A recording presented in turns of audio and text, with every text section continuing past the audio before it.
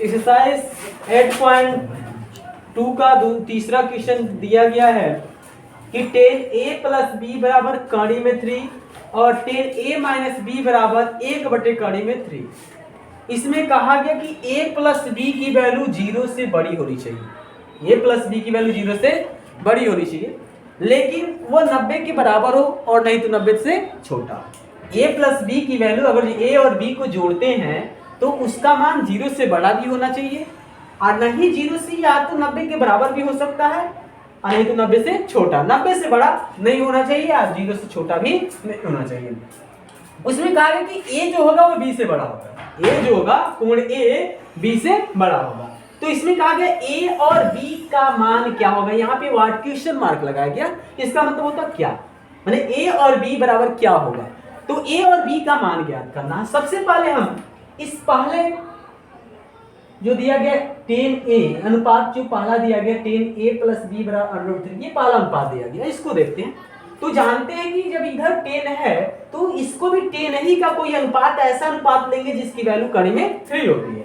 तो हम जानते हैं कि tan a प्लस b बराबर tan 60 अंश की वैल्यू √3 होती है। तो हमने √3 की जगह पे tan 60 अंश रख दिया। यहाँ पे देख रहे हैं कि tan से tan क्या होगा, कट जाएगा, इसे हम काट लेते हैं क्योंकि इक्वल का चिन्ह हो, दोनों तरफ अनुपात सेम हो, तो उस स्थिति में ये आपस में कट जाते हैं। यहाँ क्या बचेगा, a प्लस बी बराबर 60। इसको इक्वेशन फर्स्ट कर लेंगे, 1 समीकरण 1 होगा। उसके बाद देख रहे हैं कि अगर जो दूसरे अनुपात को देखा जाए तथा सेकेंड वाले को यहाँ पे लिख लेंगे सॉल्व। दूसरे अनुपात को देखा जाए तो यहाँ पे दिया गया tan a माइनस बी बराबर 1/कड़ी में 3, 1/कड़ी में 3। ये दूसरा अनुपात। यहाँ पे देख रहे हैं कि इसको भी ये tan में है तो राइट वाले को भी ऐसे अनुपात लेंगे कि tan का ही अनुपात हो। तो हम जानते हैं कि यह tan 30 अंश का मान होता है 1/√3। यहाँ पे भी देख रहे हैं कि दोनों अनुपात सेम है, tan है और यहाँ पे 30 इक्वल का चिन्ह है, तो यह tan क्या होंगे, कट जाएंगे। अब a minus B is equal to 30 अंश, क्योंकि जब कह सकते हैं कि जब अनुपात सेम होते हैं इनके कोण भी आपस में बराबर होते हैं, क्योंकि tan a माइनस बी बराबर काट लेते हैं। अभी कह सकते हैं कि 9 काट रहे तो इनके जब अनुपात बराबर हो तो उनके कोण भी आपस में बराबर होते हैं। इक्वल का बीच में चिन्ह हो तो कोण आपस में बराबर। यहाँ पे हमने देखा कि tan a प्लस बी बराबर tan 60 अंश, तो कोण क्या होगा, इसका कोण tan a प्लस बी है, ने कोण a प्लस बी है तो 60 अंश के बराबर होगा। यहाँ पे कोण a माइनस बी है तो वह इस कोण 30 अंश के बराबर होगा। इसको इक्वेशन 2 लिख सकते हैं।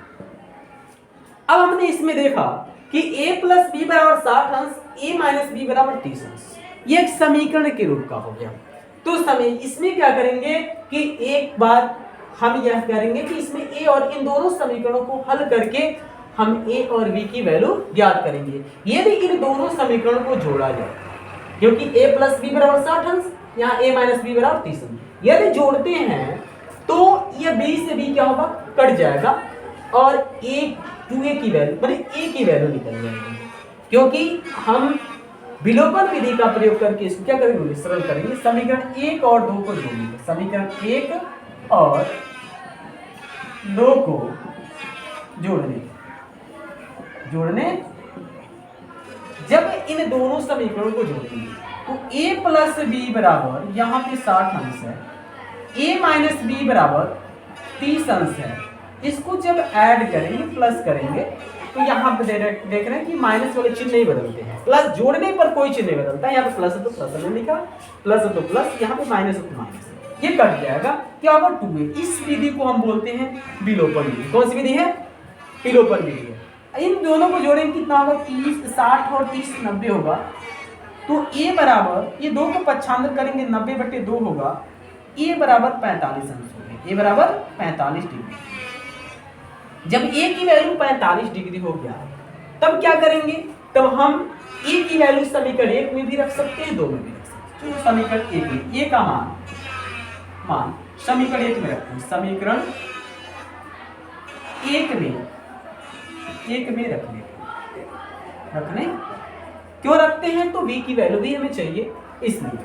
तो यहाँ पे 45 डिग्री और प्लस ए बी बराबर, क्योंकि बी दिया गया है ए की जगह पे मैंने 45 रख लिया, धन बी, क्योंकि ए प्लस बी है तो धन B is equal to 60 degree. यहाँ पे बी इज इक्वल टू होगा 60 डिग्री, 60 अंश भी कह सकते हैं माइनस 45, क्योंकि 45 पक्षांतर कर लेंगे तो 45 अंश होगा, क्योंकि माइनस 45 हो प्लस है तो माइनस हो जाएगा, तो बी इज इक्वल टू 15 अंश की वैल्यू होगी। बी का मान, बी की वैल्यू 15 अंश होगा, जबकि ए का वैल्यू कितना होगा 45 अंश होगा। इस प्रकार से हमने देखा कि a प्लस बी की वैल्यू अगर जोड़ते हैं तो a प्लस बी की वैल्यू 60 अंश होगी, और 60 अंश की स्थिति में इसकी वैल्यू 0 से बड़ी है, 90 से छोटी है, और a जो है ये b से बड़ा भी है। ये भी देख रहे हैं कि a ग्रेटर देन b है, क्योंकि a की वैल्यू 45 अंश और b की वैल्यू 15 अंश।